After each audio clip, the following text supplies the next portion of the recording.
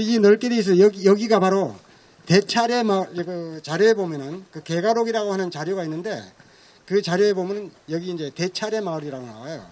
그걸 이제 보면 한찰 마을이라고도 하고 대찰 마을이라고 줄여서 이렇게 이제 부르고 있는데 여기에 그 백낙도라고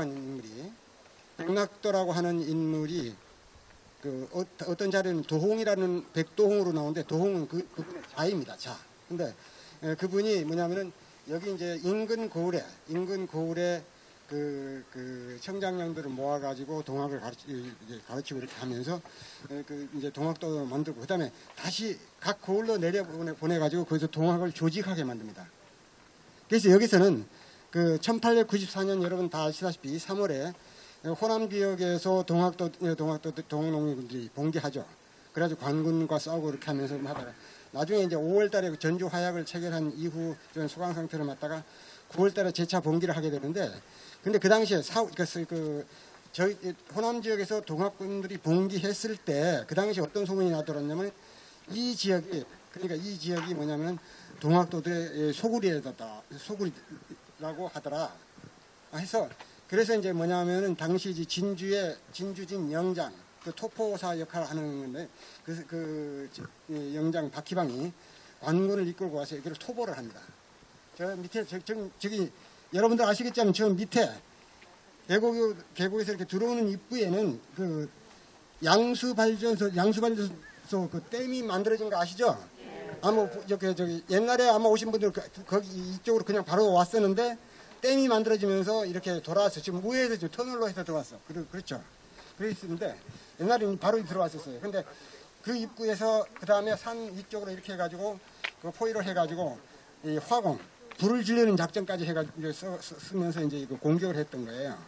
그래서 많은 사람들이 산 넘어 막 이쪽으로 숨었는데 백낙도든 일부는 이제 그 잡혀가지고 처벌이 됩니다. 그런데 어쨌든 이게 언제 이때 이 지역이 아니 그러니까 그 동학도에 있던 기지가 됐느냐 이건 잘 모릅니다. 그런데 그 1894년 동학농민전쟁이 일어나기 전해인 1893년에 보훈 집회가 열리는데 거기에 보면 여러 지역의 그 동학도들이 참여한다 해가지고 단성포, 뭐 하동포 해가지고 그 지역 이름이 나옵니다. 그럼 그걸 보면 그걸 보면은 이미 그 이전에 여기 이미 백낙도가 여기 이제 그 동학도들을 여기서 배출시켜가지고 이제 각 고을에 내려보내고 있었구나. 그러니까 그 시기는 확실치 않지만 그 이전부터 이미 여기는 이제 동학도들의 소굴이었다. 뭐 이렇게 이제 저도 이제 사실 이거 이 경남 서부 지역의 동학도들의 봉기 부분 물론 2차 봉기 때부터 이제 시작됩니다만 경남 서부 지역은 근데 2차 봉기 9월달 2차 봉기 때 그때 그 어쨌든 그러니까 경남 서부 지역 동학도들에 대한 연구를 할 때는 이걸 몰랐습니다. 그런데 진주 지역에 대해서 다시 이렇게 연구를 하면서 하다 보니까 개가록이라는 책자가 있어요. 그래서 그 개가록이라는 그 책자를 보니까 거기에 나와요. 그 토벌하는 게. 원래는 막연하게 덕산이라고 표현이 되어 있었는데 거기에는 이 대차례 마을이 이렇게 표기가 되어 있었어요. 그래서 제가 여기 와서 조사를 했는데 이 지역 사람들이 모르더라고요. 몰랐었는데 제가 이제 그걸 얘기해주고 해서 뭐 방송을 타고 뭐 하면서 나중에 여기 그 동학과 관련된 그런 분들이 여기 이제 기념비를 세우자 해서 이거 세웠었는데 제가 이 세운 것은 오늘 처음 봅니다. 저도 지금 몰랐습니다. 그런데 여기가 1894년 동학 소위 2차 봉기 때 여기서 이제 그 전부터 물론 해왔지만은 그때 여기서 아주 포위를 해서 여기를 막 동학교도들이 여기서 당한 거예요? 그러니까 여기서 봉기는 하지 않았고요. 그 당시에 4월 달에는. 그건 호남에서만 일어났어요. 그 당시에는. 그래서 여기가 이제 상당히 중요한 소굴이니까 여기를 철화해가지고 조정에서 지시가 내려왔죠. 그래서 2차 봉기 때? 2차 봉기 전에. 그래서 이제 동학도들이 여기서 많이 당했죠. 당했는데. 몇 월에요? 예? 4월 달. 4월달 이제 그랬는데 그러니까 위축된 것 같지만 사실은 그렇지 않았어요. 왜 그러냐면은 경남 서부 지역 여러 고을에서는 이미 밀란들이 일어나고 있었어요. 여러 형태로. 계속 일어나요. 그 당시에. 동학도들의 본격적인 봉기는 아닌데 동학도들의 본격적인 봉기는 이 소강 상태를 그러니까 5월 이후 이 소강 상태를 유지한다고 그러는데 9월 여러분들 다 아시다시피 이 일제가 경복궁을 불법적으로 점령하죠. 네. 그래가지고 이제 군국기부처를 이제 그 세워가지고 이렇게 뭐 뒤에서 조정하면서 이렇게 개혁을 하게 하는 그런 형태로 취했는데 그때 이제 뭐냐면 소위 이제 척외양 외놈들과 서양 오랑캐 놈들을 배척한다.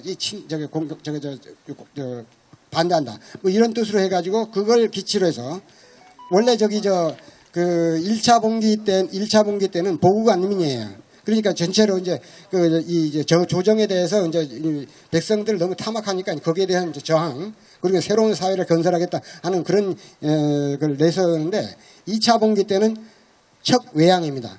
외놈들 물리치겠다 하는 건 그런 것을 이제 가지고 이제 2차 봉기가 전국적으로 확산되면서 나타나게 되는데 경남 서부 지역에서도 마찬가지로 여기가 이제 소굴이었고 이미 그러니까 진주 지역 그러니까 화동이라는 여러 군데서 뭐 동학도들의 막 그 모임이 이미 나타납니다. 8월 말 9월 초에 그러면서 거기서 여러 가지 이제 대집회가 열리면서 진주성에서 대집회가 열렸어요. 9월 중순경에 그리고 이제 다시 자기 고을로 돌아가가지고 뭐 이제 여러 가지 아전들에 대해서 이게 공격을 하고 수령들에 대해서 뭐 여러 가지 핍박을 하고 하면서 여러 가지 활동을 각 고을에서 하게 됩니다. 그걸 알고 이제 뭡니까? 일본에서 알겠습니다. 하여튼 여러분들이 그 핵심적으로 아셔야 될 거는 1894년 동학혁명이 정읍에서 고부에서 뭐 조병갑으로 해서 이제 일어난 건 아시잖아요. 그게 몇 월이지? 1월이죠. 예. 그래가지고 그걸 우리가 1차 봉기라고 그러는데 그 뒤로 이제 2차 봉기가 지금 일본 놈들이 들어온다 이러니까는 아주 우리가 적극적으로 전 국민이 그 해월 전쟁이 전국 조직을 기포를 명해 가지고 일어나는데 우리가 동학혁명 그러면 주로 전라도만을 생각을 하는데 이 경상도 지역에서는 유독 이 진주가 그 엄청난 그 센터 노릇을 했다. 그래서 이 비가 지금 세워진 것이고, 그렇게 해서 이 진주는 그 경상도지만은 이러한 이 동학에 있어서도 그렇게 여기가 격전지가 될 정도로 봉기가 된 것은 이제 그 전으로 올라가서 그 1862년에 그 여기 농민 항쟁이 있었기 때문에 그것과 관련지어서 이런 것을 우리가 설명할 수 있겠다. 이렇게 되게 아시면은 여기 오신 그 의미를 잘 아실 겁니다. 그러니까 여기서 돌아가신 우리 선영들을 생각하면서 제가 우선 그 술을 한 잔 올리겠습니다. 잠깐요. 요거 좀 잠깐 유념을 하셔야 돼요. 나중에 저 덕산으로 내려가서 다시 얘기를 하겠습니다만은 여기가 지금 어디입니까? 산청군 시청면이죠, 그렇죠? 그렇죠? 예. 사실은 여기도 진주 뭡니까? 1906년까지는 여기 진주 땅입니다. 천왕봉을 경계해서 그 능선을 따라서 쭉 뭐 해가지고 함양, 운봉 이쪽하고 접해 있어요. 이게 다 진주 땅입니다. 덕산도 그렇고 그러니까 그건 나중에 덕산에 가서 좀 거기 가서 차분히 설명을 하겠습니다.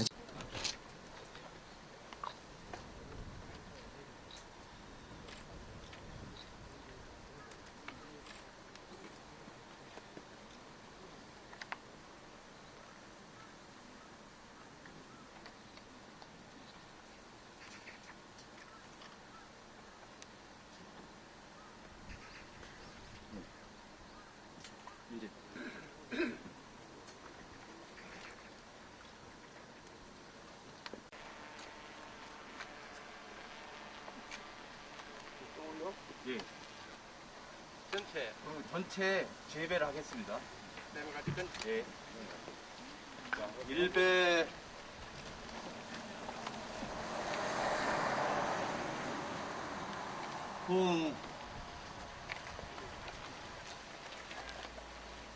재배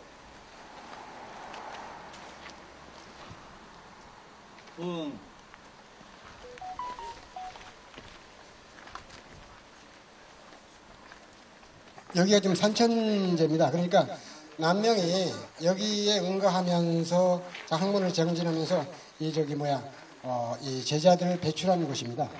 이게 이제 도중에 없어져 가지고 뭐 하다가 이 19세기에 가게 되면 이걸 다시 중건해가지고 여기는 남명학파가 상당히 침체가 되어 있던 상황이었기 때문에 그걸 진작시키기 위해서 이걸 다시 중건을 하고 다시 그 남명학파 후손들이 이 결집을 하는 그런 장소로도 이동이 되고 있는데요. 여기서 보면은 천왕봉이 보인답니다. 그러니까 아까 저 들어오시면서 시 보셨죠? 예. 바로 그건 이제 자기 자신을 그 지리산의 그 웅장함에 그 비기는 자기 기산을 우리가 병립천인이라는 말을 쓰는데 그런 정도로 그 남명은 그 지리산을 담고 싶어 했던 것 같습니다. 그래서 매일 아침 저 천왕봉을 바라보면서 뭐 여러 가지 되뇌었겠죠. 자기 어떤 마음가짐을 다 바로잡고. 천왕봉이 어디예요? 저쪽 저 보이는 지금 이 나무 때문에 가면 보이는 이쪽. 그 저기 천왕봉이 이 보입니다. 어쨌든 이곳은 그런 곳이었다는 것 정도로 해서 보고 13번인가 14번인가 몇 번인가 하여간 이 저 수정이 계속돼요. 왜냐면 남명집에 문제가 있는 소지의 내용들이 있기 때문에 특히 내암 정인홍의 관련된 글들 뭐 그런 것들을 지우기 위해서 막 여러 가지 싸우고 막 해가지고 결국 이제 당파가 갈리고 막 하는 그런 지경에까지 이르게 되는데 뭐 그건 여기서는 뭐 설명하지 않겠습니다. 통문을 돌리고 해서 뭐냐면은 여기가 저기 16장입니다. 1일 6일. 그러니까 근데 2월 6일 날 여기서 모여서 한번 논의를 하자 해가지고 왜 그러냐면은 저 수령들이 뭐냐면 여러 가지 자기네들도 잘못을 이 민간에 뒤집어 씌운다 해가지고 그걸 이제 도결이라는 건데 그걸 협파해야 된다는 거. 그다음에 이제 이 우병영에서 통환을 또 실시를 해요. 그것도 마찬가지로 주민들한테 뒤집어 씌우는 건데 자기네들의 잘못된 거죠. 근데 그런 것들을 없애야 된다 해가지고 근데 그걸 과연 계속 숫장을 올려가지고 관찰사에게 올리고 또 비변사 중앙에 비변사에 올리고 해봐야 되겠느냐 하는 논의. 그래서 이건 집단 시위로 나가자라는 쪽과 그렇게 하는 쪽 이게 이제 갈렸는데 어쨌든 논의를 일단은 여기 모였. 2월 6일 날, 그러니까 1월 3 말경에 뭐 여러 가지 논의하다가 그 이제 그 통을 돌려가지고 여기서 이제 보냈는데, 2월 6일 날 여기 장이 열리니까 여기가 상당히 중요한 장입니다. 읍내장 다음에 아마 여기가 큰 장일 거예요. 그래서 여기에 모여가지고 이제 논의를 하자 해서 논의를 이틀에 걸쳐서 논의했는데 집단 시위로 나가자라고 결정을 했고, 그래서 2월 14일 날 아까 이제 덕산 갔죠. 거기서 이제 처음으로 이제 봉기하면서 덕산장을 공격하면서 봉기를 했고, 그러면서 이 덕천강 지금 이게 덕천강입니다. 그 덕천강을 따라 쭉 내려오면서 주위 마을에 들러가지고 사람들 세력을 규합하고 참여 안 하면 거기에서 보복을 가하고 또 이제 주민들에게 주민들에게 괴롭힘을 주었던 그런 토호들을 징치하고 하는 그런 역할을 하게 됩니다. 그래서 어쨌든 우리가 이곳이 그러니까 그런 어떤 항쟁의 방향을 결정하는 중요한 장소다 해서 이 기념탑을 세우게 된 겁니다. 세우게 된 건데 사실은 첫 모이지 뭐 내평마을에 세우려고 그랬는데 거기는 수몰이 돼버렸어요. 그래서 거기는 세우지 못하고 지금 여기에 세운 건데 여기 또 한 가지 말이 나와서 잠깐 설명을 더 하겠습니다. 괜히 얘기가 길어져서 죄송합니다만 여기서 또 한 가지 설명해야 될 것이 우리가 갈 수는 없어요. 저기 나지막한 산 있죠. 저 나지막한 산 있죠. 여기서 보시면 저기 철탑이 하나 보입니다. 그렇죠. 철탑이 보이죠. 네. 이쪽 소중에 있죠. 네. 철탑이 뭔지 모르겠지만은 저게 동학혁명 그러니까 혁명 위령탑입니다. 아, 위령탑. 저게 보승당산이라는 거예요. 그러니까 아까 이제 거기에 그 우리가 동학도의 본거지라고 얘기했지만 이 진주를 중심으로 해서 동학 얘기죠. 이게 그러니까 예, 선생님, 요리 교수, 요리 과정에 오시면 이 진주를 중심으로 해서 동학도들이 각자 고을에 퍼져나갔다고 그랬죠. 이들이 모여가지고 여러 가지 이제 그 진주성에서 집회를 열고 그 다음에 다시 고을로 돌아가서 하면서 서로 연대해서 이렇게 활동을 하고 했는데 일본군이 저기 이제 일본군이 부산에 있던 일본군이 150명인가 들어와요. 이 마산을 거쳐서 그 다음에 대구 감양에서 지석영 여러분 종두법으로 유명한 지석영 아시죠? 그 사람이 당시 판관이었는데 그 사람이 그 관군을 이끌고 들어와요. 그래가지고 이 토벌을 하는데 그래서 1차로 저기 하동의 광평 그 지역 광평이 그 부근에서 이제 일본군과 동학군들이 맞서가지고 거기서 이제 깨졌고 그 다음에 이제 금오산이라고 해가지고 그 원양에 금오산이라고 있죠. 금오산 그 북쪽에 안심촌이라는 게 있습니다. 거기서 일본군과 동학도들 붙어가지고 2차로 깨져요. 그렇게 되면 이제 그 다음에 이제 동학도들이 전부 모여서 일본과 대화하자 해가지고 집결을 합니다. 그런데 집결한 게 여기예요. 여기 그 당시에 보면은 그 기록에 보면 여기 들판에 여기 수곡 여기 중심에 이쪽을 중심으로 널리 그 동학도에 퍼져 있었다. 근데 이제 저쪽 동남쪽에서 공격을 해가 들어가니까 사람들이 우리가 이제 조직력 이제 무력 이제 무기라든가 뭐 여러 군사 이 전투력이라든가 이게 오합지졸이죠. 사실 동학도들은 그렇죠. 그래서 결국은 겨울을 먹고 이 덕산 방향으로 도망가고 일본은 저쪽으로 되면 바로 저 고성방산 저쪽으로 피합니다. 저기 가면은 여러 가지 약간 성적의 흔적이 있어요. 거기를 그 방어 거점을 해가지고 싸우는데 우리 총이 날아가는 게 이게 뭐예요? 사실은 얼마 사거리가 얼마 안 되죠. 일본 총은 사거리가 뭐단 말이에요. 그래서 결국은 저기 뭐냐 그 일본군이 숫자가 얼마 안 되는데 밀고 들어가서 결국 거기 점령을 하죠.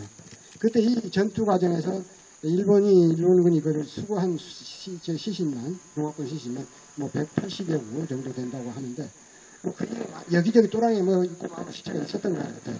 그리고 일본은 덕산으로 결국은 피하게 되는데 일본군이 덕산까지 쫓아가요. 아까 거기까지. 근데 골짜기로 숨어 들어가니까 찾을 수가 없는 거예요. 그래서 일본군은 포기하고 다시 내려왔다고 그래요.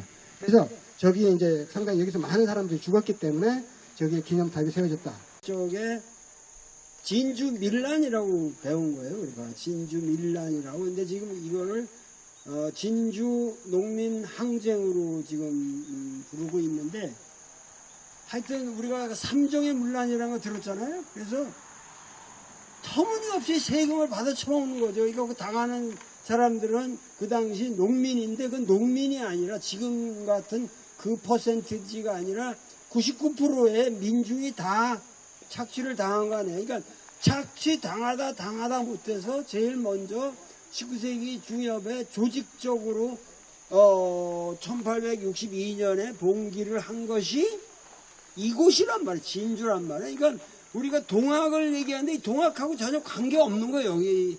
여기 저기 봉기한 거는. 이거는 그 동학과 별도로 여기서 그때 최수은이라는 사람은 이 동학 사상을 어디냐면은 남원에서 동학 사상을 만드는 글을 쓰고 있을 때예요. 이게 전혀 민중항쟁으로 발전이 되지 않았을 때에 진주에서는 민중이 일어난 거란 말이에요. 그러니까 역사로 본다면 거의 우리가 생각하는 동학보다 32년인가 30년을 앞서서 진주에서는 자체적으로 일어난 거예요. 그러니까 그거를 기념하고 있다라고 생각하시면 돼요. 아시겠죠? 그러니까 역사적으로 이건 의미가 굉장히 큰 거고 그 뒤로 동학이 일어났을 때도 역시 진주에서 크게 호응했다. 이렇게만 이해하시면 간단한 거예요.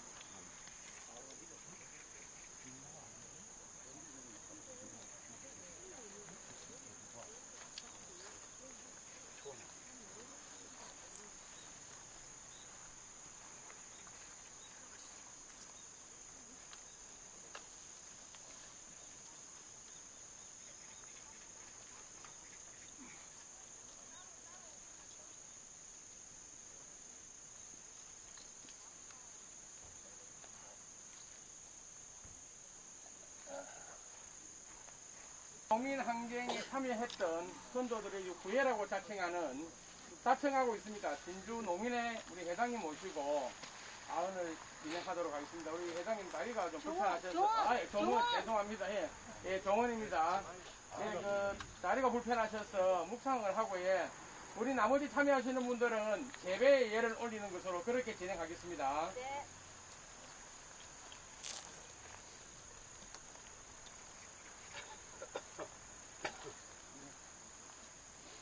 예, 일동 배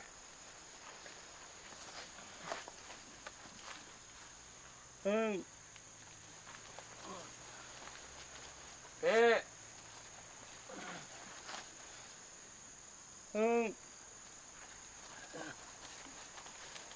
진주성이 달라지는 모습들이 보이는데요.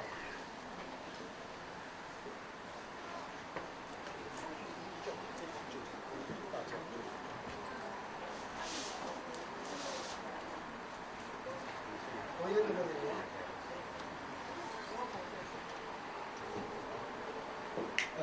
여러분들 그 진주 고려 말에 1380년경에 고려말에 그전에 토성이 있었는데 여기에 보면 석성을 쌓습니다. 돌로 된 성. 그게 지금 이겁니다. 요렇게 해서 여기는 안 나오네요.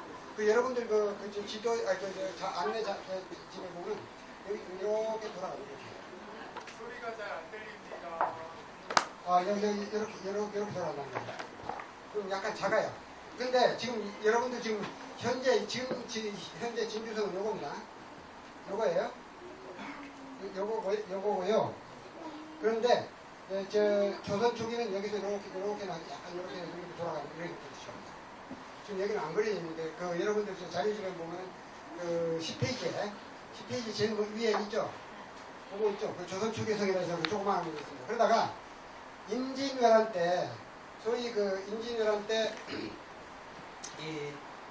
외적의 침입이 있을 것이라는 걸 알고 임진왜란 1년 전에 1991년에 관찰사 김수가 지시를 해가지고 성을 늘렸었습니다. 그게 어디냐면 이렇게 가요. 동쪽으로 동서로 길죠. 그렇죠? 여기까지. 그러니까 여기에 이제 이 자리가 동문자리입니다. 지금 저기 어디냐면 제정원 있는데 거기 무슨 아파트죠? 거기 그런 부분인데 거기까지 이렇게 해서 길게 이렇게 쌌습니다. 여기 동문자리고. 왜 이걸 얘기를 하냐면 나중에 진주성 전투가 벌어질 때 가장 치열하게 전투가 벌어진 곳이 동문자리입니다. 여기입니다. 여기가 낮은 지역이에요. 뻘밭 지역, 논밭 지역 뻘인데 여기까지 이렇게 쌌다 보니까 여기가 좀 약간 성벽이 튼튼하지 못해요. 그래서 2차 진주성 전투 때는 6월달인데 그 다음에 그때 이제 비가 많이 오고 이렇게 했는데 그것 때문에 물론 외병들이 성벽을 뚫으려고 노력도 하긴 했지만 어쨌든 기반이 튼튼하지 못하기 때문에 성벽이 무너집니다. 그래서 막 외병들이 벌떼같이 밀고 올라오는데 그걸 이제 결사적으로 막아냈죠. 뚫린 것은 신봉문 있죠. 여기에 이제 보면은 여러분 지금 여기가 공부문이고 여기가 촉성문이죠. 그런데 지금 뭐냐면은 원래 이것은 이 형태는 조선 후기에 만들어진 거예요. 여기 요걸 내성이라 해가지고 이걸 만들어가지고 이거 내성. 그러니까 이 조선 후기에는 여기가 너무 길다. 이게 취약하다. 그래서 약간 안으로 둘러싸가지고 이렇게 해서 이 산이 이게 지금 조선 후기의 성입니다. 조선 후기의 성이에요. 임진왜란보다 약간 들어오죠. 그렇죠? 여기 사니까. 그리고 저기 문제는 뭐냐면 아까도 말했듯이 이 부분이 없었는데 이 부분을 여기 이제 여기가 우병형이 설치되면서 여기는 이제 이렇게 해서 내성을 쌓습니다. 그래서 여기는 내성, 여기는 외성. 이런 체제를 만든 거예요. 근데 지금 우리가 그걸 보지 못하고 있잖아요. 그렇죠? 지금 보는 것은 이것뿐입니다. 우리가 지금 보는 것은. 완벽한 옛날 성 체제가 아닙니다. 뭐 그렇다는 것을 알아주시고, 그러니까 성이 시기마다 변한다는 거, 그 다음에 임진왜란 때는 성이 냈다는 거, 여기 동문 있고, 여기가 신동문, 남문, 그 다음에 여기가 구봉문, 그 다음에 여기가 서문. 이런 식으로 임진왜란 때 돼 있었다. 그러다가 이렇게 들여 싸우면서 여기 동장대가 있던 자리인데, 여기 동문은 있을 필요 없죠. 여기서 여기까지 거리가 짧으니까 동문은 필요 없는 거예요. 동문은 없었어요. 조선 후기에. 이것도 이제 알고 계시면 될 것 같습니다. 그래서 우리가 임진왜란 때 보면 이쪽 저쪽 이렇게 여러분들 자료집에 보면 나옵니다. 이 외적들 이 포진에 있으면서 이 공격을 하는데 특히 여기가 낮은 지역이고 여기 산들이 옥봉 수영고 있죠. 이쪽 기생대적 총을 쏘면 위에서 내려다보고 총을 쏠 수가 있다는 얘기예요. 그래서 뭐 치열한 전투가 여기서 하여튼 많은 전투가 벌어지고 가끔 이쪽 신동문이라든가 구봉 쪽으로 와서 외대부들이 와가지고 공격을 하기도 하지만 그건 산발적이고 이쪽이 집중돼 있고 그래서 아마 이쪽을 지금 발굴 하면은 많은 무기들이 여러 가지 유물들이 발굴될 텐데 지금 발굴된 적이 없어요. 한번 기회를 봐서 발굴을 해야 될 것 같습니다. 이지하지. 그리고 이제 지금 양재동 어린이 놀이터 어린이 놀이터 바로 이쪽에 있습니다. 여기서 약간 북쪽으로 좀 올라갑니다. 약간 올라가서 거기 보면 무슨 아파트가 있어요. 무슨 팰리스 같은 거, 무슨 아파트가 있는데 거기가 금광 팰리스죠. 금광 팰리스. 그쪽이 동문이 있던 자리입니다. 뭐 대충 이제 그렇게 되는데 저도 이제 추정에 근거하는 여러 가지 자료를 가지고 추정을 한 건데 그러니까 확실하다고 얘기는 못 하겠는데 하여튼 거기를 발굴을 해봐야 됩니다. 기회 있어요. 그렇게 되고 어쨌든 우리가 진주성 전투가 벌어진 것은 뭐냐면은 그 외적이 쳐들어와가지고 북쪽으로 막 올라갈 때 이 남은 외적들이 이 경남 서부 지역을 거쳐가지고 이쪽으로 곱창 지역인 호남 지역을 공략하려고 그랬는데 여기서 이 경남 서부 지역에서 막히는 거예요. 왜냐면 여러분 다 아시다시피 곽재우 아시죠? 곽재우 여러분. 곽재우 장군이 운영 활동을 시작하면서 외교를 나가기 시작하는데 그 뒤에 이제 내암 정인홍이라든가 송암 김명 다 남명 제자들입니다. 이런 사람들이 뭐 거창, 지뢰, 성주, 고령 뭐 이때 딱 경남 서부 지역에 흥이 돌아가면서 방어선을 형성을 합니다. 그러니까 이걸 뚫지 못하는 거예요. 그럼 이제 돌아서 들어가면 배후로 공격당할 수 있으니까 아예 외적들이 호남 공략을 포기하는 거죠. 그래서 외적들 입장에는 이 진주를 중심으로 이쪽이 좀 문제다. 그러니까 진주성을 공략해서 이거 뭐 하자 해가지고 본격적으로 3만 대병을 이끌고 들어옵니다. 그게 1차 진주성 전투예요. 1590년에. 근데 그때 여러분 다 아시다시피 외적이 여러 가지 이 희생을 많이 내고 퇴각을 하죠. 그래서 도요토미 히데요시가 얘기를 듣고 모든 병력을 또 총동원해서라도 저기를 진주성을 함락하라 해가지고 다음에 6월 달에 결국은 뭐냐면 조선에 출병한 군대 일부만 약간 남기고 거의 전 병력을 동원해가지고 진주성을 공략합니다. 9만 명이죠. 3만 명이 9만 명. 그 당시 방어 군사력은 한 8천 명밖에 안 돼요. 거기다가 민간인들이 막 들어와가지고 거기 민간인들이 결사적으로 항거를 하는데 그러다가 결국은 함락을 당하죠. 그렇죠. 2차 진주성 전투는 함락을 당합니다. 그래서 이제 많은 사람이 주의해서 보면 주의해서 그 당시 사람들도 이건 너무 무모하다. 이 명나라 군사들도 하천까지만 와가지고 더 이상 내려오지 않아요. 우리 관군들도 전부 저 운봉이라든가 다른 쪽으로 퇴각해서 벌벌 떨고 이게 오질 않아요. 그런 상황에서 보림무원의 상황에서 뭐 김천일, 우병장 김천일 등등 여러 사람들이 이제 뭐냐 이걸 막는데 여기에서 이제 외지 우병장들이 많아요. 우리 이 지역의 우병장들입니다. 그리고 이 진주 지역에 일반 민간인들이 들어와가지고 사적들이라든가 민간인이 들어와가지고 그걸 방어하는 행동을 지었는데 어쨌든 그래서 함락을 당한다. 그래서 함락을 당했는데 이게 너무 무모하다 해가지고 이게 좀 부정적으로 평가되는데 지긴 졌지만 문제는 뭐냐면 이때 일본 병력이 총동원되다시피 해서 공략을 수일에 걸쳐서 공략을 했는데 그러면서 저쪽에도 사상자가 많이 났다는 얘기예요. 그것 때문에 그래서 병력이 상당히 손실이 많이 있게 되는데 그것 때문에 이 진주성을 함락하고 호남으로 진출해요. 진출하는데 하다가 그냥 돌아오고 왜 그냥 이제 그 호남까지 가서 이렇게 지킬 수가 없다. 너무 병력의 손실이 많기 때문에 그래서 결국 여기서 또 얼마 안 있다가 결국 부산이라든가 김해 쪽으로 다 퇴각을 해버립니다. 이 병력 내병들이 철수를 해버려요. 그만큼 이거 2차 진주성 전투도 무조건 무모하다고 할 게 아니라 이게 이제 일본인들의 어떤 전의를 상실하게 만드는 그런 중요한 역할을 했다 하는데 의미를 둬야 될 것 같다는 겁니다. 그리고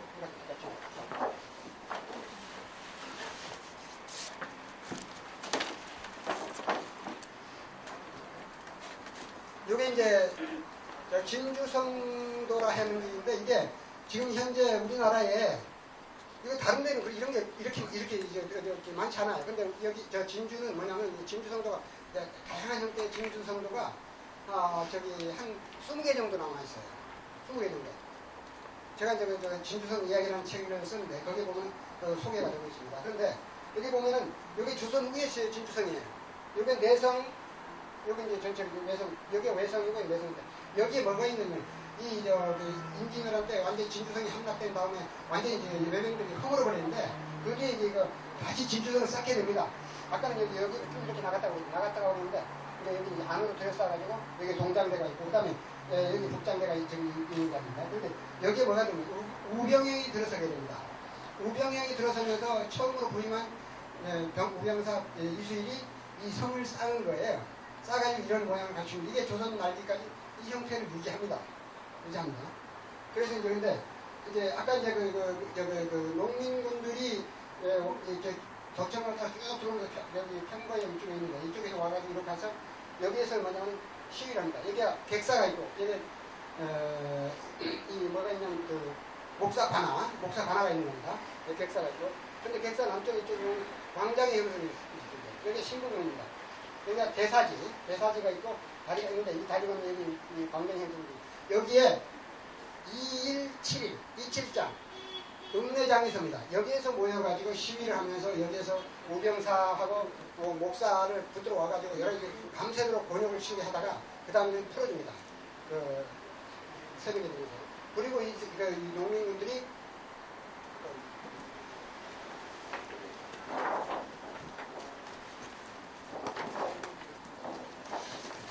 농민군들이 여기서 짱짱이죠. 여기 읍내장에서 뭐 하고 그 다음에 뭐냐면 여기서 이제 이게 영천강이죠. 영천강을 거쳐가면서 물론 이쪽으로 가서 여기서 여기 청년성 씨가 살고 있는 마을인데 여기에 가서 공격을 하고 이쪽으로 내려가서 이렇게 쭉 거쳐 올라가면서 개천은 청강마을이라서 최진사 때 저기 최문 집인데 거기 공격하고 그 다음 다시 뭐냐면 옥천사로 가요. 여기 옥천사에서 오신 여기 마지막 대전 공격하는데 스님들이 나와가지고 우리 이제 옥천 여기에서 하루 가시라고 그러면 대전도 하고 술세를 많이 했겠죠. 뭐 그래서 농민군들이 공격 의지를 잃어버리는 거예요. 하루 대접받고 그 다음날 23일날 해산을 합니다. 물론 해산할 때 끝난 거 아니에요. 그 뒤에 보면 수만 명이 이제 성 주위에 둘러싸가지고 당 사태를 관망하기도 했다는 얘기도 나오고 많이 하는데 어쨌든 이제 농민한 게 그러니까 여기가 지금 여기는 뭐입니까? 지금 고성 땅이죠? 옛날에는 진주 땅입니다. 덕산도 진주 땅입니다. 이게 이제 1860년 그 당시 상황인데 그때 이제 이쪽은 이제 여기 다 이거 진주 땅이니까 여기가 그렇죠? 그래서 이런 그 상황을 염두에 두시면서 농민 환경도 생각해보면 좀 체계적으로 이해할 수가 있을 것이다. 왜 쓸데없이 삼청에서 시작해가지고 고성에서 끝났느냐? 진주도 아닌데 그게 아니에요. 당신은 진주입니다. 그걸 아시라는 얘기예요. 조선에 이제 진주성이 이렇게 있다 한다면은 여기가 높일까요? 여기가 남문이 어디냐면 저 다리가 지나가고 있는 데 있죠? 다리 지나가고 있는 데 있죠? 그 다리 지나가고 있는 그 약간 위쪽에 위쪽에 보면 그 사거리가 있어요. 사거리 그 부분이 여기란 얘기입니다. 그래서 이렇게 이쪽 약간 비스듬히 내려와서 여기서 저기 모래토리 형성되는데 여기서 배를 타고 남강을 건너게 돼 있어요. 옛날엔 다리가 없었으니까요. 근데 그랬는데 지금 문제는 뭐냐면 여기 보면 요게 있죠. 여기 빈터 있죠. 여기 뭐 있죠.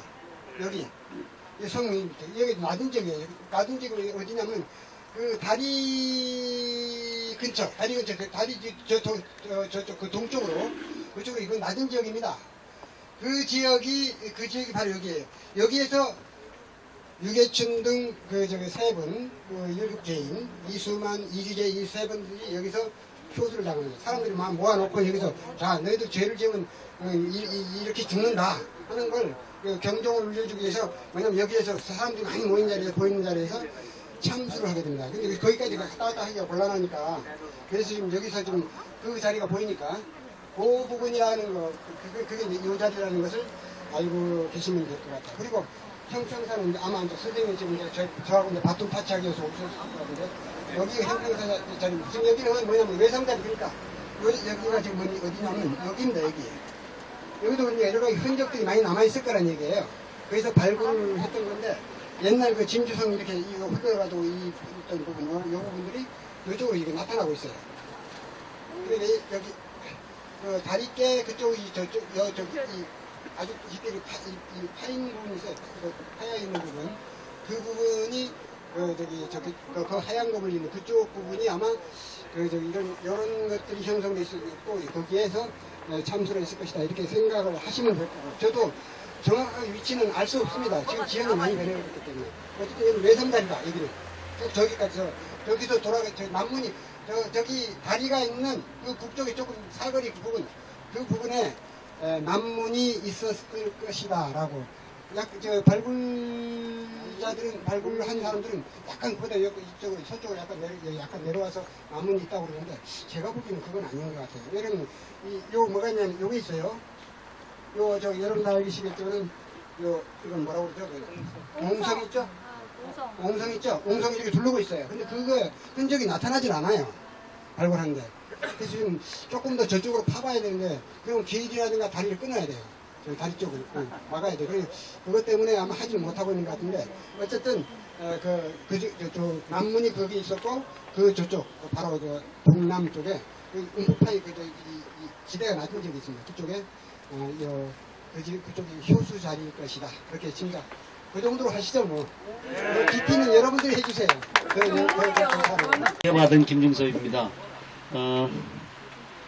몇 년도 이런 숫자보다는 저는 진주에 이거 올리는 것 같은데 형평운동에 대한 설명을 부탁받고 아주 기쁜 마음으로 참여했습니다.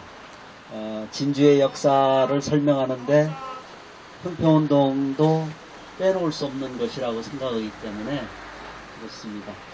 이 자리에서 시작하는 것은 의미가 있습니다. 뭐냐면은 진주의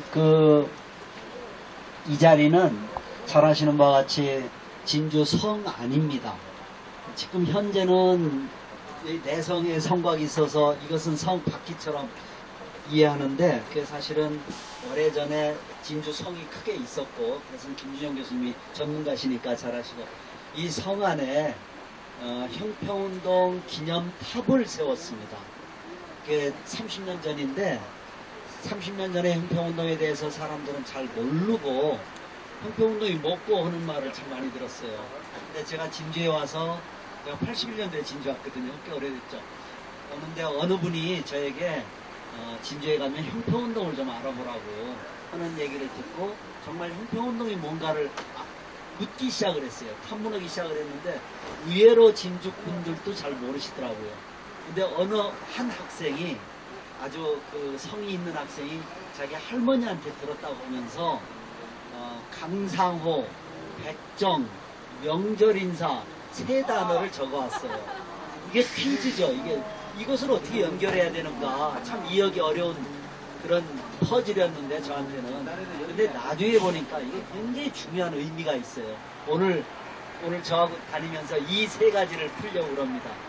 근데 이 자리가 30년 전에 진주에 형평운동을 기념하자라고 하는 움직임이 일어났습니다. 움직임 중에 하나는 진주 형평운동을 상징하는 기념탑을 세우자는 안이 나왔어요. 그럼 어디에 세울 것인가? 500년 동안 성 안에 살지 못하고 정말 원혼이죠. 한 맺힌 분들에게 그 원혼을 좀 풀어드리자. 이래서 성 안에 자리를 잡았습니다. 성 안에 자리를 잡았는데 근데 지금 보시는 바와 같이 여기 발굴을 하면서 그 성 안에 있던 기념탑을 저리로 옮겼습니다. 이따가 이제 가시면서 설명을 좀 드릴 테고요. 그래서 여기는 백정들은 성 안에 살지도 못했고 여러 가지 형태의 태어나면서부터 죽을 때까지 갖가지 차별을 받았던 상징적인 것을 우리가 달래주려고 했던 그런 곳이기도 합니다. 그래서 여기서부터 시작을 하고요. 참 아쉽게도 진주의 형평운동이 잘 아시는 바와 같이 1923년도 4월에 만들어졌거든요. 꼭 100년 전이죠. 내년이면 이제 100주년이 되는데 아쉽게도 진주에는 형평운동을 기념할 만한 것이 별로 없습니다.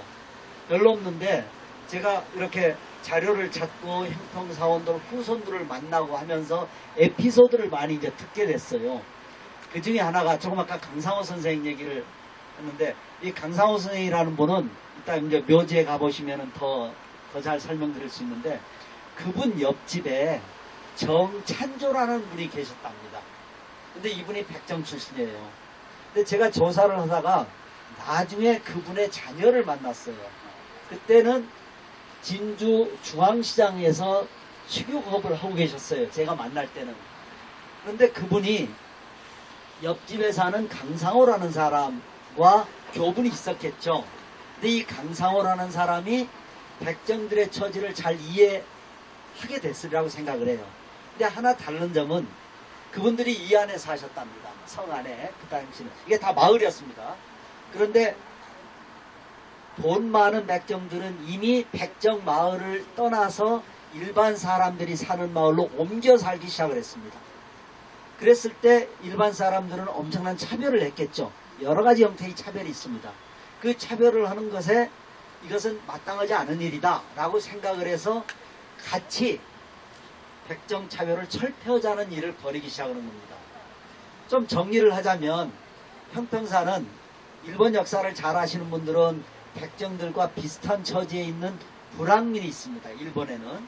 이 불황민은 지금도 차별을 받고 있습니다. 제가 30년 전에 일본에 강연을 갔는데 제일 충격적인 것 중에 하나는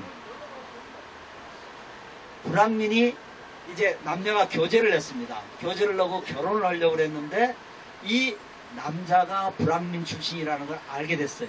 아는 방법이 있습니다. 그네들은 흥신소란을 동원을 해가지고 그네들의 배경을 다 조사합니다. 결혼 상대자, 뭐 입사 대상자 이런 사람들을 조사하는데 불황민이라는 것을 알고 반대를 하기 시작을 했어요. 그래서 이 두 남녀가 극단적인 선택을 했다는 얘기를 바로 들었어요. 이게 1992년도 얘기입니다. 와, 이게 어느 나라 얘기인가? 이게 경제대국 일본에서 일어날 수 있는 일인가? 그런데 일본에서는 형평사가 1923년도에 만들어졌는데 그보다 바로 1년 전에 수평사라는 단체를 만들었습니다. 수평선처럼 평등한 사회를 향해서 나가는 겁니다. 그 단어는 사실은 영국의 레블러스라고 해서 수평운동하는 사람들의 정신을 이어받은 거거든요. 그것에 어떤 그 영감을 받아서 우리나라에서는 저울처럼 평등한 사회를 만든다 해서 저울처럼 평등한 사회를 만든다라는 단체를 만든 겁니다. 사자는 단체의 의미입니다. 그래서 형평사와 이제 수평사가 1년 차이로 만들어졌는데 수평사는 불황민만 참여할 수 있었습니다. 그런데 형평사는 백정과 비백정이 협력해서 만들어냈습니다. 저는 여기에서 진주 사람들 상당히 근사하다고 생각을 합니다. 훌륭하다고 생각을 해요. 백정들의 권익을 위한 단체인데 비백정들이 함께한 겁니다. 이게 진주에는 아주 특별한 모습을 가지고 있는 거예요. 나중에 이제 설명하다 보면은 그 진주에는 학교를 설립하는 운동을 벌이는데 그게 일신보고 설립 운동입니다. 그런데 그것을 할 때 유지들과 지주들과 일반 주민들과 협력해서 학교를 만들어요. 이게 일제에 의해서 그 학교가 이제 공립으로 갑니다. 그 사립으로 여자 학교를 만들려고 할 때 진주에 계신 분들은 남자분들이에요. 다 남자들. 그런데 여자의 권익을 위해서 여자 학교를 만들어지고 지주들과 농민들이 협력을 해서 주민들이 모두 모여서 학교를 만드는 그런 전통을 가지고 있어요. 이제 이런 것들이 뭐냐면은 여러 형태의, 우리 칸막이를 많이 쳐놓고 있는 사회인데 여러 형태의 연대, 통합 이런 것이 진주에 깔려 있었다는 거죠. 그래서 형평사는 백정과 비백정이 협력해서 만들었다는 특징을 가지고 있습니다. 자, 오늘은 저는 맨 먼저 여러분들을 모시고 가고 싶은 곳은 백정들이 살던 곳에 먼저 가려고 합니다. 그것은 이제 옥봉이라는 것인데 제가 언젠가 옥봉 얘기를 하니까 그것을 사시는 분들은 이러다 집값 떨어집니다. 그 얘기하지 마십시오. 그런데 사실은 그 마을부터 시작을 했을 수 있어요. 그리고 백정들이 어떤 삶을 살았는가, 여기에 아마 이런 질문을 던지실 수 있어요. 왜 백정의 해방운동 또는 백정 신분차별 철폐운동이 왜 진주에서 시작됐는가? 그에 대한 답을 얻지 못하면은 사실 좀 뭐가 빠진 것 같죠? 어떤 분들은 진주에는 백정차별이 심해서 그랬을 거야. 그렇지 않습니다. 전국적인 현황입니다. 백정차별은 진주만이 아니라 전국의 곳곳에 퍼져 있었습니다. 진주에는 백정들이 많이 살았겠지. 제 조사에 의하면 그렇지 않습니다. 훨씬 더 많이 살았던 곳도 많습니다. 백정들이 부유했겠지. 진주보다 더 큰 도시의 백정들은 부유했습니다. 대표적인 부를 축적한 백정들은, 죄송합니다. 제가 백정이라는 말을 계속 쓰고 있는데 이게 사실 잘못된 거예요. 잘 아시는 바와 같이 1894년에 신분제가 없어졌는데도 그 당시에 그렇게 불렀기 때문에 쓰는 것에 양해를 구합니다. 그런데 그 백정 후손들 가운데 부를 축적한 사람들은 누구냐면 피역상들이었어요. 피역상들은 그 당시에 엄청난 돈을 갖고 있었고, 두 번째로 돈을 많이 가지고 있었던 사람들이 누구냐면 새로 상설시장을 연 정육점을 경영하는 사람들입니다. 그런데 이 부유한 백정들은 소수인 반면에 대다수의 백정들은 전통적인 산업에서 쫓겨났습니다. 아시죠? 전통적인 산업이 정육업, 도축업 또는 고리백정, 이런 사람, 피역상 또는 가죽 가공하는 사람들, 가죽신 이런 거 만드는 사람들, 이런 분들은 그 공장이 점점 기업화되고 자본주의가 들어오면서 그곳에 노동자로 전락하게 됩니다. 다시 말해서 빈부의 격차가 굉장히 퍼져가고 있습니다. 그런데 진주에서는 누가 형평사를 만들었을 것인가? 아까 말씀드린 비백정들 있습니다. 강상호 선생님. 그리고 정창조 이런 분들은 누구냐면 그 당시에 처음으로 상설시장이 열렸는데, 요즘에 이제 중앙시장입니다. 공설시장이 열렸는데 그곳에서 정육점을 해서 돈을 많이 번 사람들입니다. 돈 많이 번 사람들은 아까도 말씀드린 것처럼 일반 사람들이 산 마을로 옮겨와서 자기들의 옛날 신분 감추고 살면은 어떻게 될 수 있지 않았겠어요? 그러나 그분들이 더 적극적으로 나서서 형평운동을 이어갑니다. 일으키고 이어갑니다.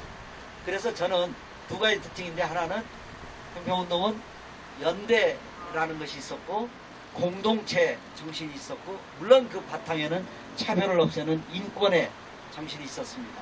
이런 것이 이제 백정마을에 가시면 그쪽서부터 이해를 하시고, 그 다음에 옮겨갈 곳은 아마 머무르기가 쉽지 않을 것 같은데, 형평사가 시작이 되면 전국으로 확산을 하는데, 이때 진주분들이 다들 박수를 치면서 쌍수를 들어서 환영했을 일은 만나죠. 반대하는 운동이라고 합니다. 전국 최초로 형평운동 반대운동 활동이 일어났는데, 그 반대운동하는 사람들이 모였던 곳이 의곡사입니다. 그 종교적인 것과는 아무 관계가 없습니다. 그 안에 공터에서 모여가지고 형평운동 반대운동을 일으키고 있고요. 그리고 그 사람들이 아까 학교 설립운동을 했다고 그랬죠. 그 학교 설립운동을 하는 과정에서 공터를 만들어 놨어요. 부지를 만들었어요. 주민들이 다 참여해서. 그것에 소를 끌고 가지고 신백정 나와라, 강상호 나와라 이러면서 굉장한 요즘 말로 뭐예요? 테러예요. 이런 것이 벌어진 겁니다. 그 집안에 돌을 던지고 이랬답니다. 이제 그런 곳을 거쳐서 형평사가 1923년 4월 24일 첫 모임을 갖고 25일 발기총회를 하면서 창립하거든요. 그리고 5월 13일을 저는 굉장히 귀중하게 생각을 했는데 창립 축하식이 열립니다. 이 창립 축하식이 열린 곳이 그 당시에 진주에서 제일 큰 건물 진주 좌라는 곳이에요. 진주 극장이에요. 근데 오늘날은 그 극장의 모습은 있지 않은데 그 앞을 이렇게 지나가면서 지나가시고 이따가 또 모인 자리가 있으면 설명을 드리도록 그렇게 하겠습니다. 여기서 모든 것을 다 설명하기보다 현장에 가셔서 좀 설명드리는 것이 나을 것 같아서 먼저 현교 쪽으로 옮기실까요? 시간 많이 지시군요. 이 마을은 잘 보시면 아시다시피 진주 성에서 산을 둘러싸고 있는 뒷동네입니다. 뒷동네인데 제가 처음에 와서 그러니까 형평 사원들이라고 그래요. 그 사원들 백정들은 어디에 사셨냐 그러니까 씨앗고개와 나불천 옆에서 사셨답니다. 그게 무슨 얘기냐면 나불천은 진주 성과 바로 밖입니다. 그 지금은 복개되어 있는데 그때는 그 내천이 흘렀고요. 그러면 이제 그곳은 얼른 이해가 돼요. 왜 그러냐면 그분들은 작업하는데 물이 필요합니다.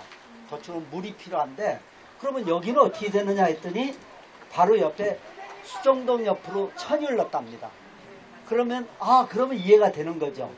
그래서 요 언덕에 이쪽 너머로 이제 언덕 언저리에 동네가 형성돼 있었던 거죠. 근데 그분들은 우리가 신분제 사회가 그냥 가만히 있으니까 해체됐고 그리고 우리는 신분에 대한 문제가 하나도 없는 것처럼 생각할 수 있는데 실제로는 신분제가 그냥 없어진 것은 아니었습니다.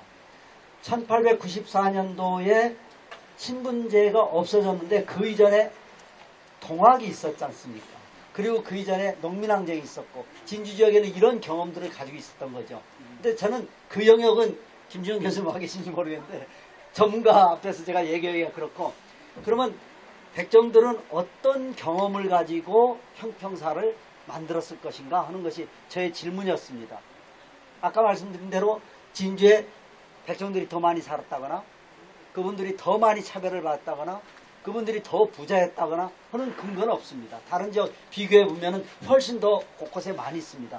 그런데 진주는 특별한 경험을 가지고 있습니다. 그게 뭐냐면 1900년도에 진주 인근의 장덕찬이라는 사람이 진주 인근 16개 군의 백정들의 대표자들을 모아서 관찰사에게 탄원을 내립니다. 탄원을 하러 갑니다. 그게 뭐냐면 신분제는 해방됐는 신분제는 없어졌는데 여전히 갓을 쓰거나 옷차림에서 엄청난 차별을 받았거든요. 그러니까 우리도 일반 사람들이랑 똑같이 갓을 쓰게 해다오 하니까 관찰사가 뭐라고 했겠습니까? 미처 생각 못했다. 그렇게 하시했으면 얼마나 좋았겠습니까? 그게 아니라 너희들은 소가죽으로 화끈을 매거라. 다시 말해 차별하는 거죠. 그리고 그런 소문이 돌면서 진주 사람들이 백정마을을 습격합니다. 그런 게 황성신문에 나와 있습니다. 그런데 이 장덕찬이 누구냐면 이따가 설명드릴 장지필의 아버지입니다. 그리고 1900년도에 그런 일이 벌어졌는데 1905년도에 호주 선교사들이 진주에 들어옵니다. 맨 처음에 부산에 있던 호주 선교회가 그분의 이제 휴커리라고 그러는 선교사가 진주에 와서 기독교를 전파하고 도청 소재지입니다. 굉장히 중요한 곳이죠. 기독교를 전파하고 백정마을에도 전파를 합니다. 그러니까 백정들도 기독교 예배를 보는데 같은 자리에서 예배를 못하고 별도의 예배당에서 예배를 봅니다.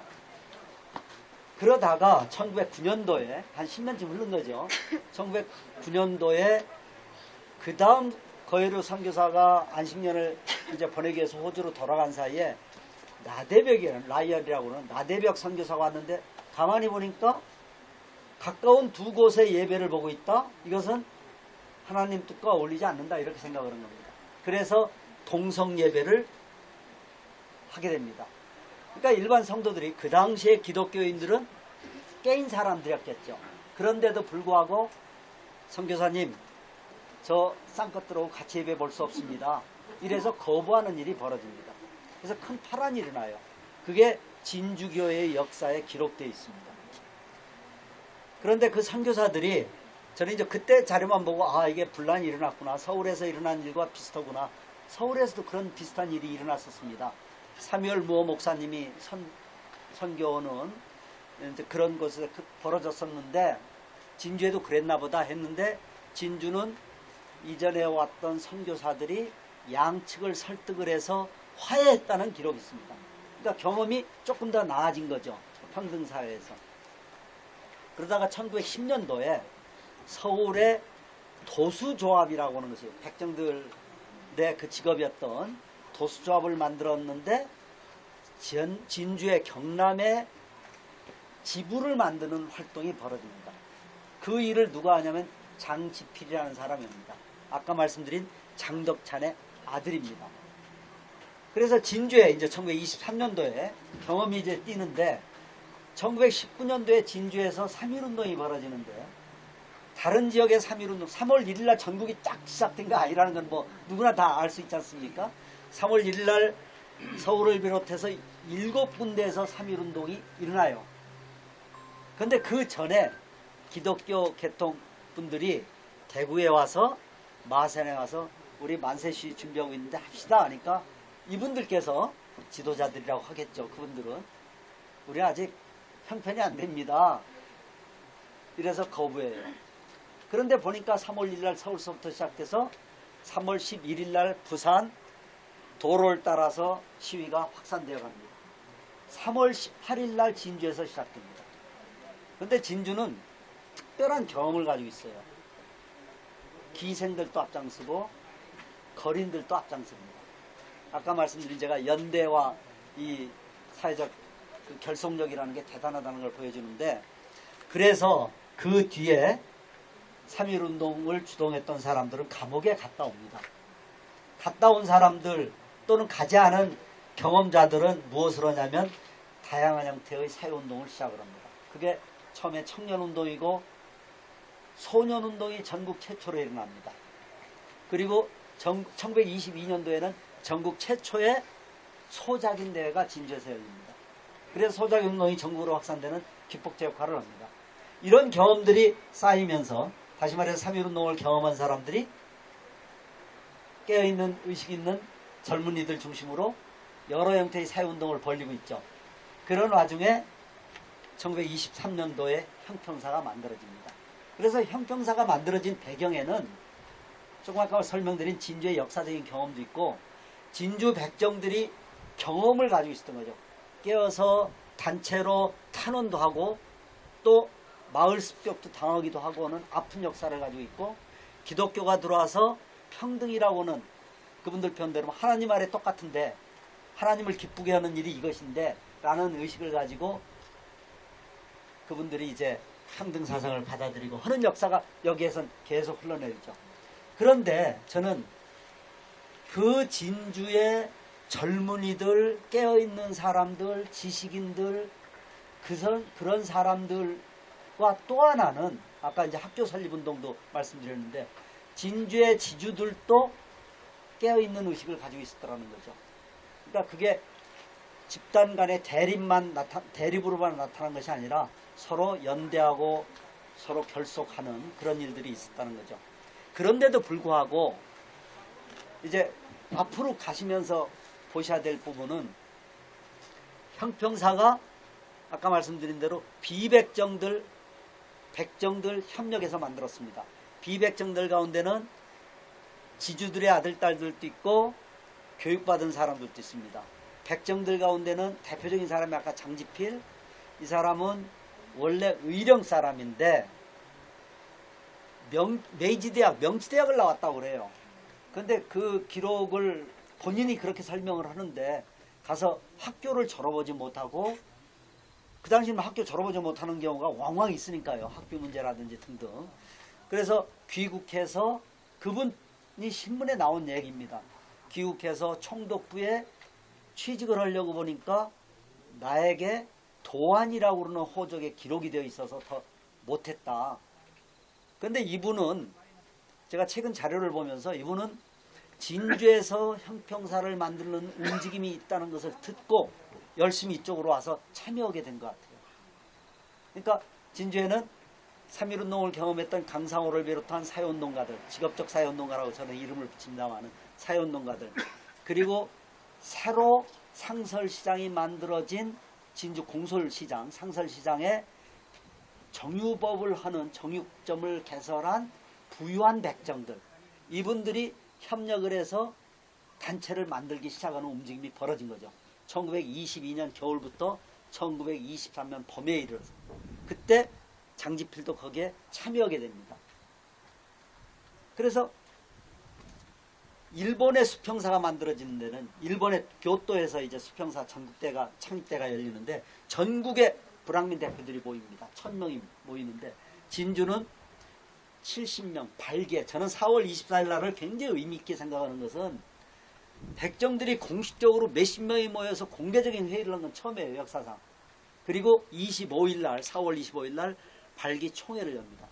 다시 말해서 창립대회를 연 겁니다.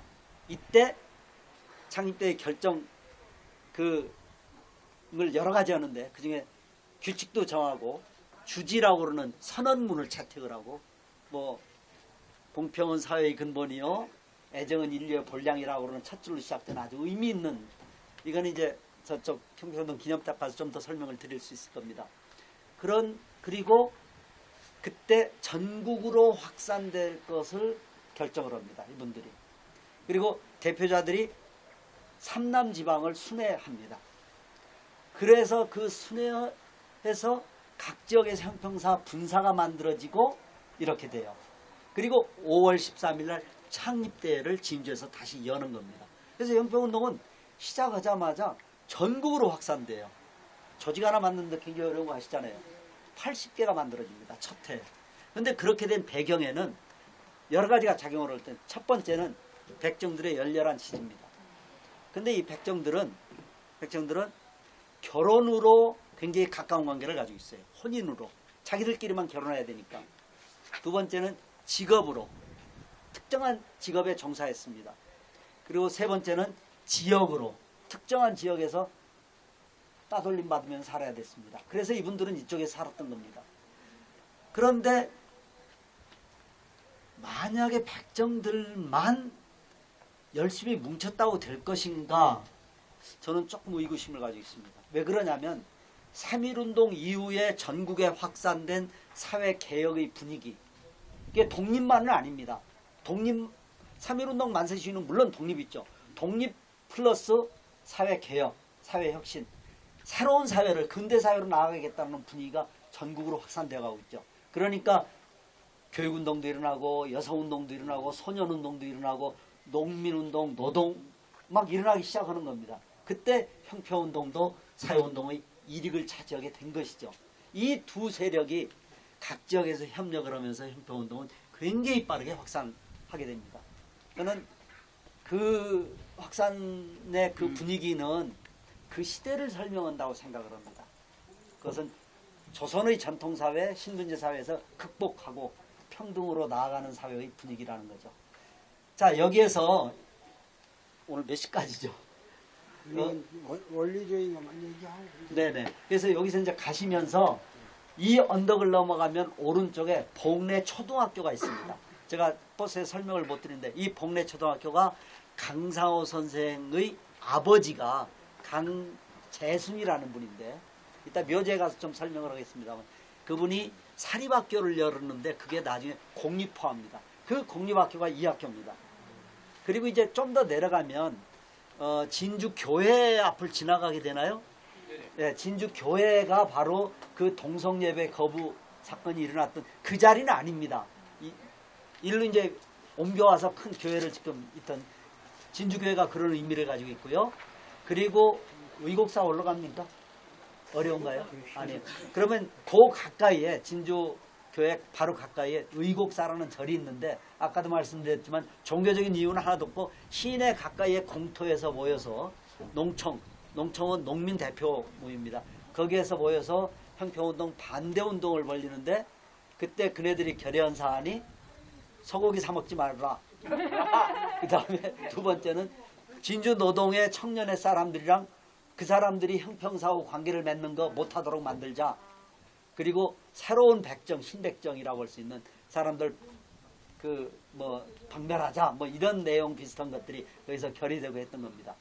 그리고 거기를 그 바로 아래에는 진주 고보 고등학교 자리가 있는데 그게 이제 주민들의 힘으로 모아서 부지를 만들어 놨는데 그 자리에 그 강상원 선생의 제가 강상원 선생 부인을 만났거든요.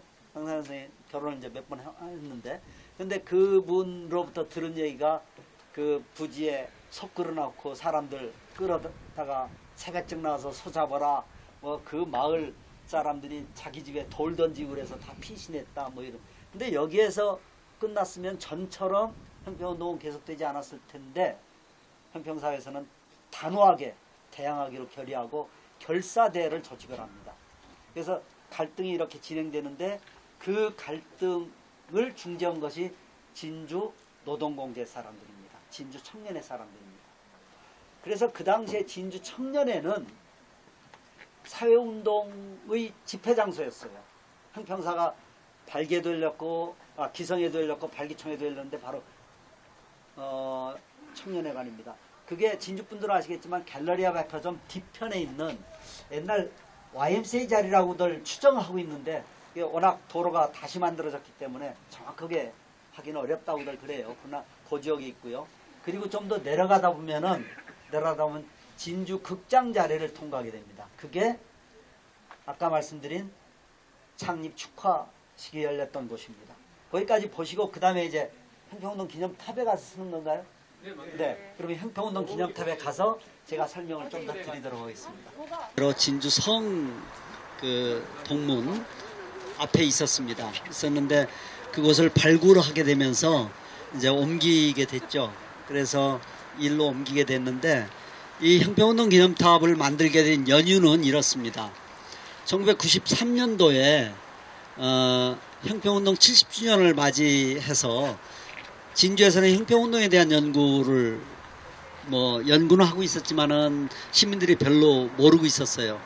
근데 1991년도에 여름이었는데 미국에 계신 어느 분이 저한테 전화를 주셨어요. 임순만 목사님이에요.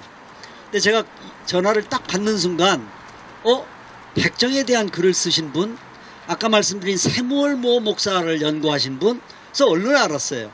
그 다음날 제가 고향에 휴가를 떠나려고 그러다가 그게 문제인가요? 그분 뵈야죠. 그래서 기다렸더니 그분이 저한테 왜 이 역사를 연구실에서 혼자만 알고 있느냐 이거예요. 시민들이 알아야 되는 역사 아니냐. 근데 제 머릿속에 이게 충격으로 와닿았어요. 그래서 이제 진주의 분들이랑 같이 형평운동 기념 사업회를 만들게 됐습니다. 1993년도가 70주년인데 사람들 잘 모르지 않습니까? 형평운동. 그래서 형평운동을 널리 알리자 하는 것이 중요한 하나의 목표였고요. 두 번째는 이제 널리 알리자. 그러기 위해서 해방 이후 처음으로 기념식을 열자 이랬어요. 그 기념식장에 형평사원 후손을 초청하자. 근데 형평사원 후손이 이름을 내고 나는 당당하게 형평사원 후손이라고 말씀하신 분이 한 분 계세요. 김영대라는 분인데 저는 그분 만나러 이제 천안을 찾아다니고 청주도 가고 여러 번 그랬었는데 제가 많은 후손들을 만나는데 어느 누구도 인터뷰 끝나고 나서 제 글에 선생님 이름을 좀 남겨도 되겠습니까? 하면 모두 노를 했어요. 그래서 제가 이니셜만 쓰거나 이랬거든요. 근데 그분만 이제 유일하게 해서 초청을 했어요. 두 번째는 학술대회를 열었어요. 형평운동을 재인식하자. 그래서 전 세계의 형평운동에 대한 논문을 한 편이라도 쓰신 분을 다 우리 진주에 모였어요. 그래서 영국에서도 오시고 일본에서도 오시고 미국에서도 오시고 한국에서 그래봤자 몇 명이 안 돼요. 사실은 그 당시에는. 그리고 세 번째가 시민들이 기억할 곳을 만들자. 그게 형평운동 기념탑입니다.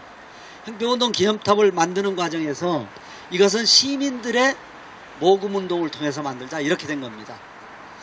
저는 이 일련의 과정에 진주에 계신 분들은 잘 아시겠지만 김장하라는 분이 계시지 않았으면 불가능했던 일입니다.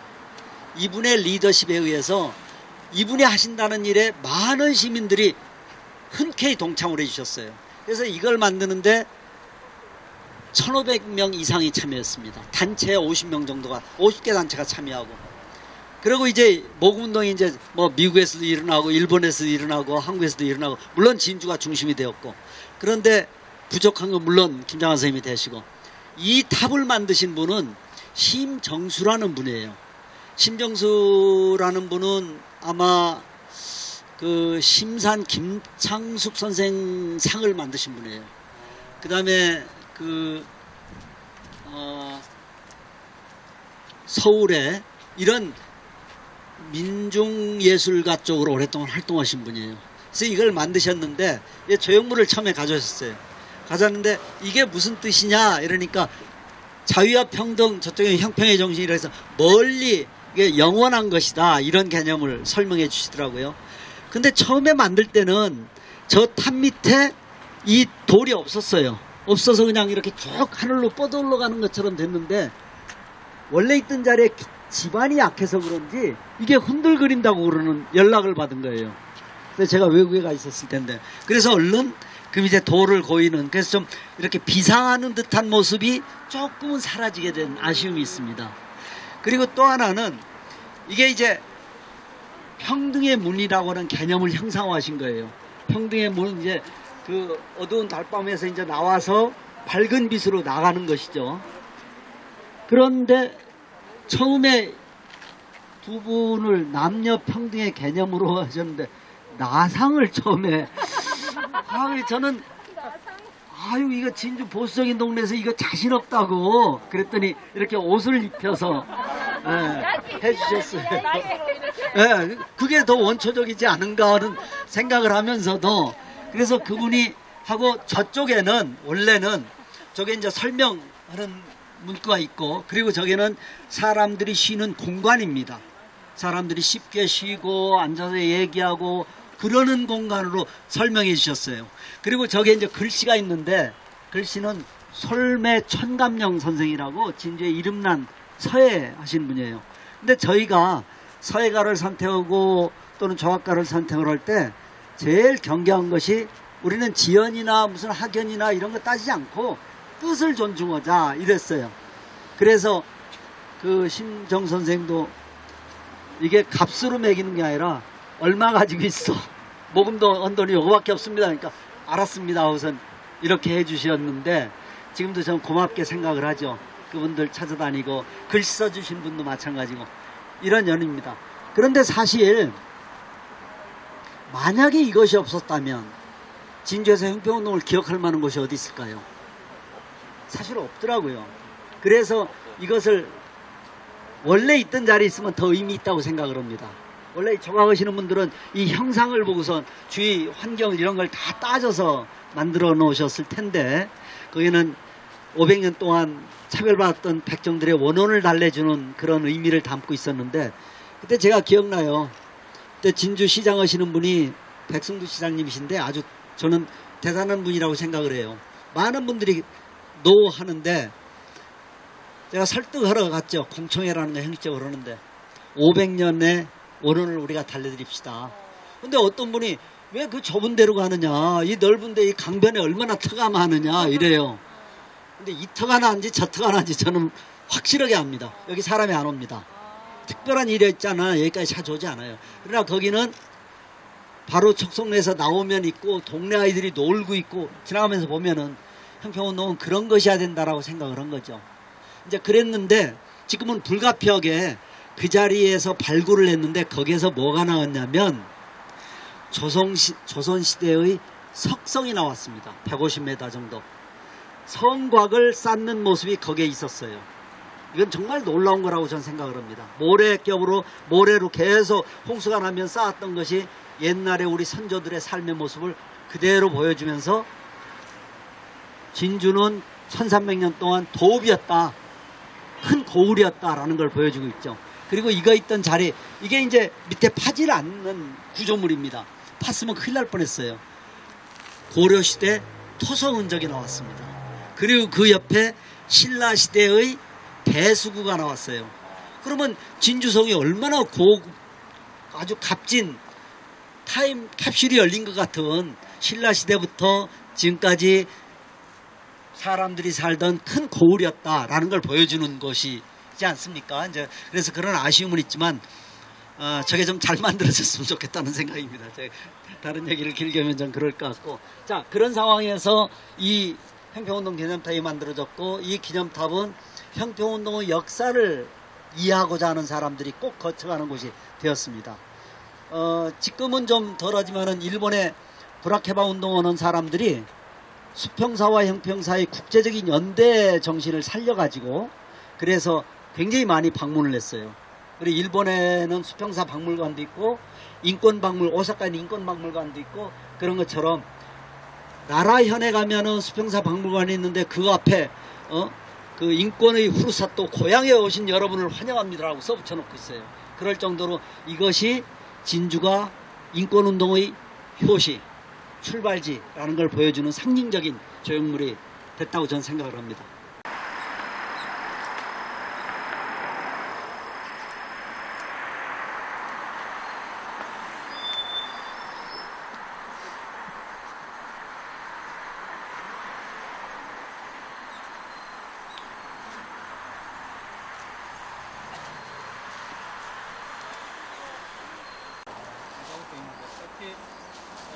배를 두고 하는 것 같아요. 그렇게 하겠습니다. 배를 하겠습니다.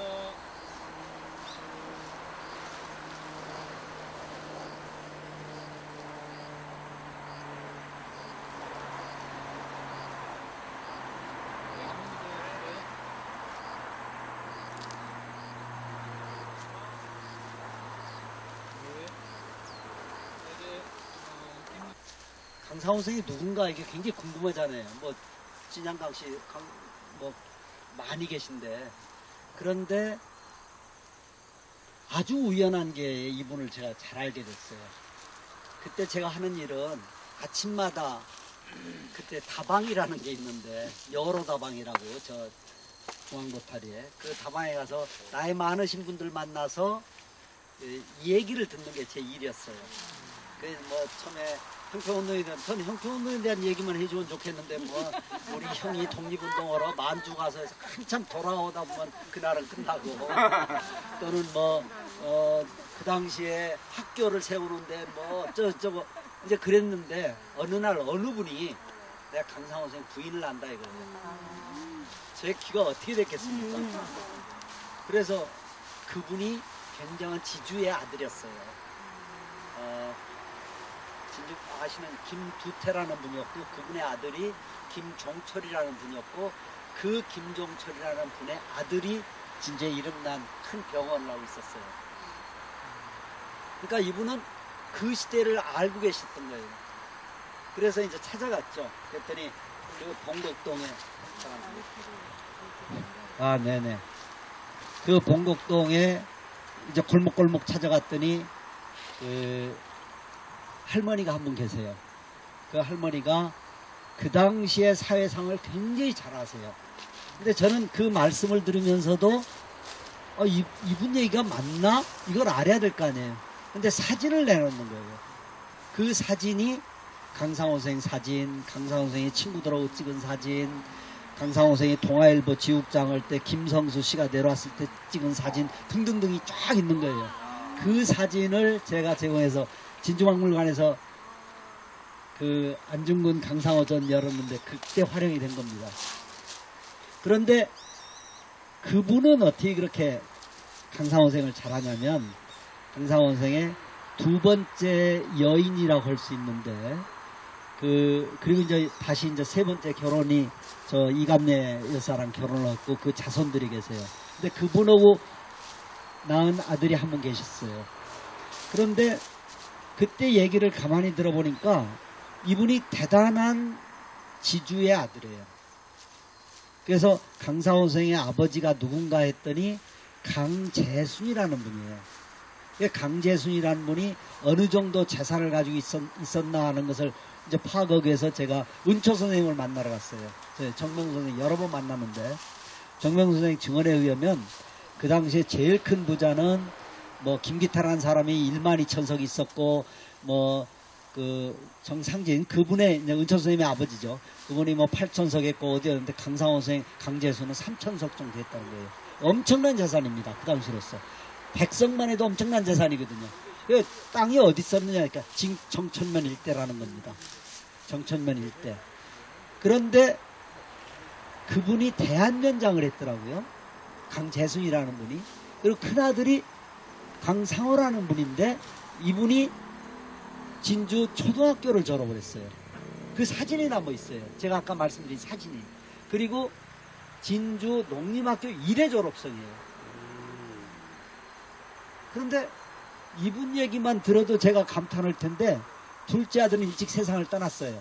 열몇 살 세상을 떠났는데 셋째 아들이 강영호라는 사람이에요. 강영호라는 사람이 누구냐면 색동해를 만든 동경에 가서 색동해를 만든 사람이에요. 우리는 방정환 선생만 기억을 하는데 그러니까 동경에 유학을 보내준 거예요. 이분이 누군가. 그런데 그 당시 동아일보를 이제 제가 뒤지는 게 일이었는데 강신호라는 사람이 익사했다라는 기사가 나와요. 이 강신호라는 사람이 넷째 동생. 그러니까 둘째는 일찍 떠나고 사형제 중에 넷째예요. 이 사람은 동경 미술학교를 다녔는데 선전에 특상도 받고 어쩌고 했는데 여름방학을 이용을 해서 전시회를 하러 왔다가 남강에 미역감으로 갔다가 익사한 거예요. 참 안타까운 일이죠. 그런데 이런 배경을 가진 형제들이 정말 안타까운 일들이 많이 있죠. 강상훈 선생은 이제 증언입니다. 강상훈 선생은 3.1운동의 주역이에요. 3.1운동에 참여해서 복역을 했어요. 복역으로 나와가지고 그리고 동아일보 초대지국장을 했습니다. 이분들이 얘기를 할 때 이게 도대체 맞나 하면 당연히 동아일보사 기록을 제가 뒤져야죠. 그랬더니 역사 동아일보 사사의 초대지국장으로 나와요. 그럼 맞는 거잖아요. 그리고 아까 말씀드린 일신고보 설립운동에 참여한 기록이 있어요. 청년에 참여한 기록이 있어요. 이리저리 도청 이전 반대운동 하는데 밀양에 갔다가 경찰에 잡혀가지고 뭐 했다가 이런 기록들이 자꾸 나오는 거예요. 그건 무슨 얘기냐면 지주 집안에 교육받은 사람들이 지역의 문제뿐만 아니라 국가의 문제에 대한 관심을 가졌던 거죠. 그래서 이분은 여러 사회운동을 했어요. 이런 사회운동 한 사람들이 그 당시에 엄청나게 많았어요. 그래서 저는 그 사람들을 직업적 사회운동가라고 이름을 붙였어요. 그런데 이런 사회운동이 활발한데 이분은 형평운동에 참여한 뒤부터는 형평운동에 매진하게 됩니다. 형평운동이 1923년 4월에 만들어가지고 24년도에 남파와 북파로 나뉘게 됩니다. 남파는 진주파고 북파는 서울파입니다. 총본부를 본사를 진주에 둘 것인가 서울로 옮길 것인가를 둘러싸고 갈등이 일어나는 겁니다. 파벌 대립이 일어나요. 근데 이 둘은 제가 볼 때는 진주파는 온건한 사람들이에요. 이 사람들은 교육 중심이었고 그 다음에 제일 먼저 한 게 차별반대하기 위해서 호적에 등록되어 있는 도부 또는 직업표시 신분 표시를 없애달라고 그러는 게 요청사항이었고 이런 것들을 성공하는 온건한 방향으로 가고 있어요. 그런데 백정들의 전통적인 직업이 굉장히 어려움을 겪고 있었거든요. 일제가 들어오면서 자본주의가 들어오면서 그들의 권익을 위해서 해야 된다라고 주장하는 사람들이 혁신을 주장하게 됐습니다. 그때 장지필이 그쪽으로 가게 됩니다. 장지필은 형평 사원이긴 했지만 백정 출신이었잖아요. 이런 차이가 나타나기 시작을 해요. 그런데 결과적으로는 1925년도에 다시 합쳐지는데 형평운동은 그 전까지는 각 지역의 사회운동가들이 개인적인 차원의 협력을 했고 또는 그 지역 차원의 협력을 했지만 1924년도 파벌이 나눠지고 25년도 총본부가 서울로 옮겨간 뒤부터는 전국 조직의 이익을 담당하게 됩니다. 그래서 그 당시 신문을 보면 청년, 노동, 농민, 여성, 소년, 형평이 꼭 들어갑니다. 이게 백정들의 후손들 단체란 뜻입니다. 그래서 정말 사회운동 단체의 중요한 한 축을 담당하고 있죠. 근데 일제가 왜 아주 경계를 하고 있냐면 전국 조직을 이렇게 가지고 있는 데가 없습니다. 이렇게 오랫동안 지속된 단체를 가지고 있는 데가 없습니다. 그런데 급기야 1927년도에 고려혁명당 사건이 일어나거든요. 그건 만주에서 활동하는 정의부, 우리나라에서 3.1운동을 일으켰던 주역이었던 천도교, 그리고 형평사가 협력을 해서 고려혁명당을 만듭니다. 혁명당 하니까 무슨 사회주의 이렇게 생각할 수 있는데 성격을 보면 활동한 내용이나 이런 걸 보면은 민족 해방이었습니다. 그게 혁명이었죠. 그분들 생각할 때는. 그러다가 일제에 의해서 주역들이 이제 잡혀가고 그러면서 젊은이들이 등장을 하면서 다시 젊은이들이 더 진보적인 쪽으로 나가게 됩니다. 그래서 형평운동은 온건한 노장층과 진보적인 소장층으로 나눠지게 돼요. 일제경찰은 이들을 굉장히 주시하게 됩니다. 그러다가 소장층을 좀 거칠게 표현하면 조작사건을 일으키는데 그게 뭐냐면 형평전의동맹 사건입니다. 형평청년전의동맹 사건. 그게 1933년도에 전국에 100여 명을 일제경찰편으로 일망타진을 하죠. 그래서 젊은 진보적인 활동가들은 활동을 다 못하고 감옥에 가고 그렇습니다. 그 사람들이 1936년도에 3년이 지난 뒤에 판결은 모두 무죄로 나옵니다.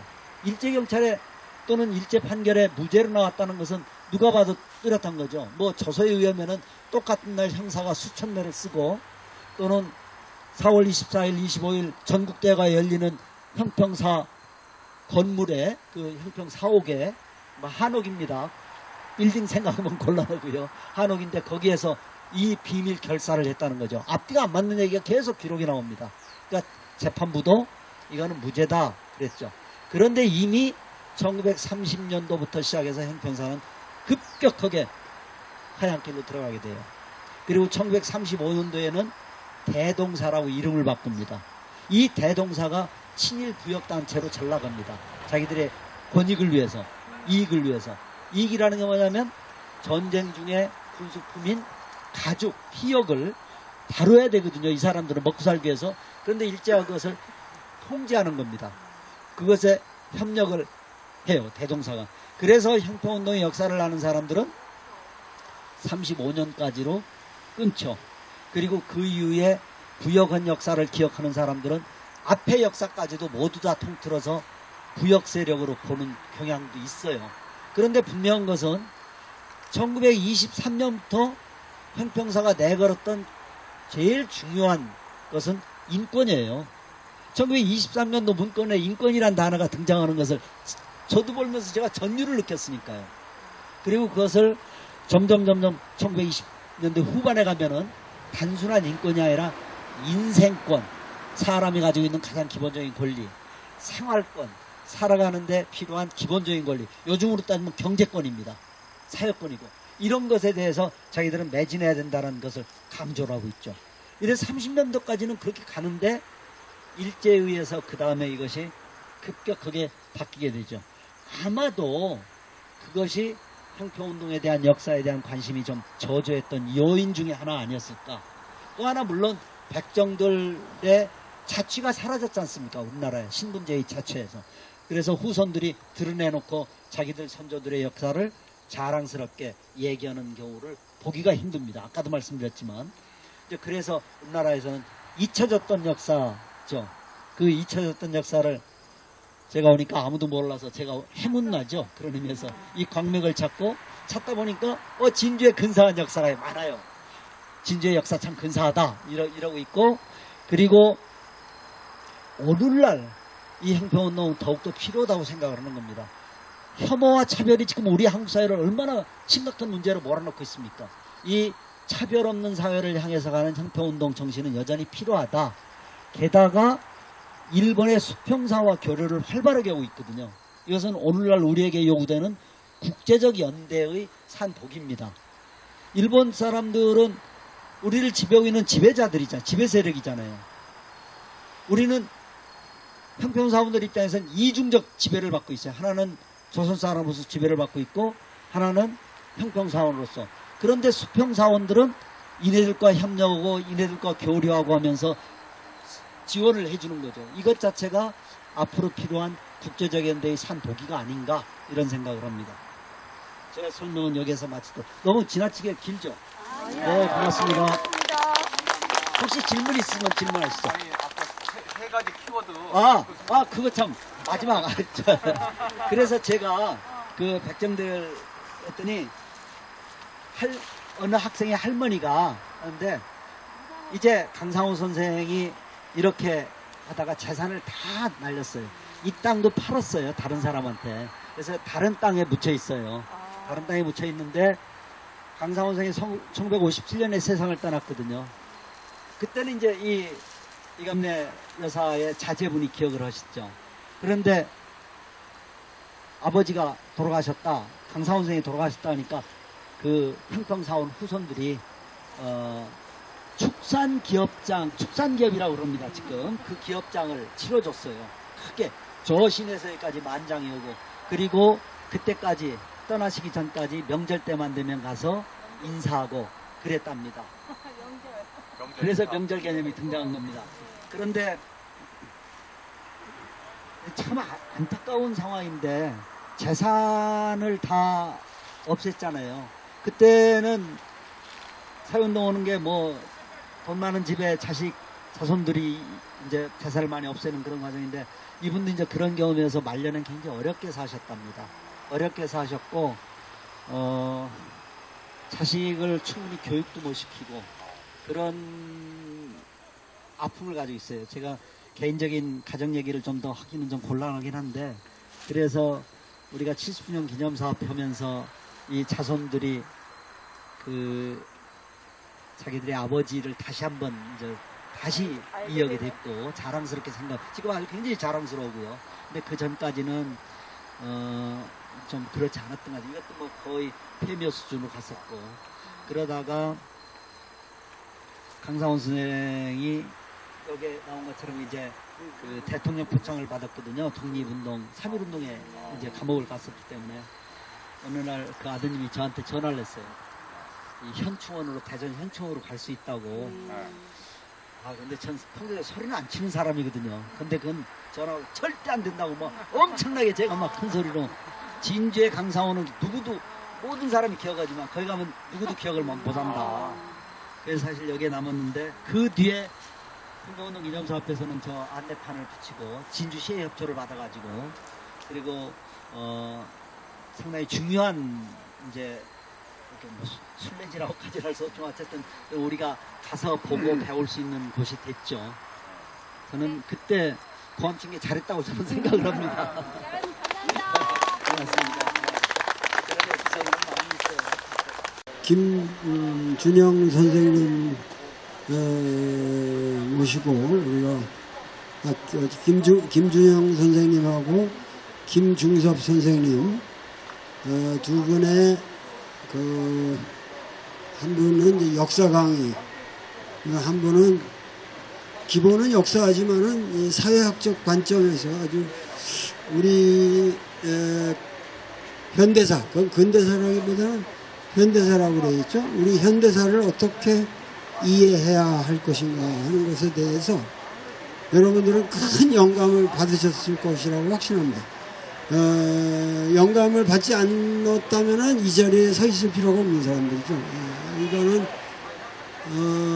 아주 유익한 시간이었다고 생각되고, 저도 엄청나게 배웠습니다. 엄청나게 많은 걸 배웠고, 내일 제가 강의할 내용은 그 전체를 포괄하는, 그야말로 제 인생에 있어서 가장 스케일이 큰 강의가 될 겁니다. 내일에 준비한 페이퍼 자료만 해도 한 50페이지가 되는데 거기에 내용이 아주 빡빡하게 들어가 있습니다. 그래서 그거를 다는 못하겠지만 이렇게 서베이를 해가면서 여러분들이 우리 민족의 역사와 사상과, 그리고 우리가 지금 이 시점에서 무엇을 과연 해야 하느냐 하는 문제에 관해서 정말 그냥 무대 위에서 그냥 울어버리고 싶은 심정밖에 없습니다. 그래서 내일 하여튼 좋은 강의가 이루어지기를 바라고, 여러분들이 많은 것을 얻으실 수 있을 것이라고 생각합니다. 부디 제일 중요한 거는 건강입니다. 건강. 제 나이에도 그래도 이렇게 지금 여러분들하고 같이 이렇게 다닐 수 있다는 게